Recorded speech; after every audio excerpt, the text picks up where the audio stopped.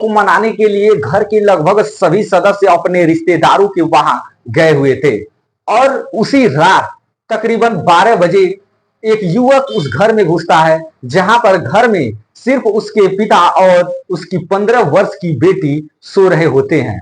मौका देख करके युवक ने युवती का गला रेत देता है और जैसे ही उसकी चीख और पुकार उसके पिता सुनते हैं तो वो उस कमरे में पहुंचते हैं और युवक जो है उन पर भी धारदार हथियार से वार कर देता है। उन पर भी लगभग 7 बार वार किया जाता है, जिसके जख्म के निशान उनके शरीर पर देखे जा सकते हैं। क्या है पूरा मामला, इस पूरे मामले के तह तक हम जाएंगे और इस समझने का प्रयास करेंगे कि आखिर क्या वजह रही इस पूरे घटना की। जय हिंद, आप देख रहे हैं एबीसी हिंदुस्तान और मैं हूं कुमार बबलू। बीते गुरुवार को मैं बता दूं साथियों, कुशीनगर जनपद की नेबुआ नौरंगिया में एक गांव लगता है, जहां पर एक परिवार के कुछ लोग छठ पूजा मनाने के लिए अपने रिश्तेदार के वहां जाते हैं। घर में सिर्फ उस घर के मालिक यानी पिता और एक 15 वर्ष की बेटी उस घर में मौजूद होते हैं। रात मध्य रात्रि में एक युवक उस घर में प्रवेश करता है और घर में जब प्रवेश करता है तो वह देखता है कि द्वार पे उसके पिता सो रहे हैं और जब और अंदर जाता है तो कमरे में 15 वर्ष की जो बेटी थी वो सो रही होती है।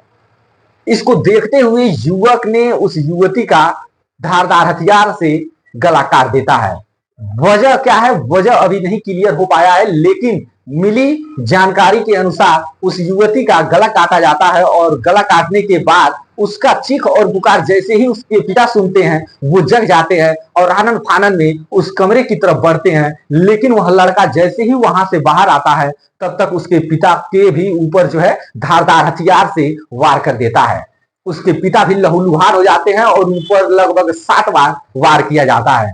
ऊपर वार करने के बाद युवक वहां से फरार हो जाता है। अब सुबह होती है और यह सूचना पुलिस प्रशासन को दी जाती है। मौके पे पुलिस और फॉरेंसिक टीम पहुंच जाती है और पूरे मामले की छानबीन करना शुरू कर देती है कि आखिर इस घटना के पीछे की आखिर असल वजह क्या है और इस घटना के पीछे आखिर हाथ किसका है।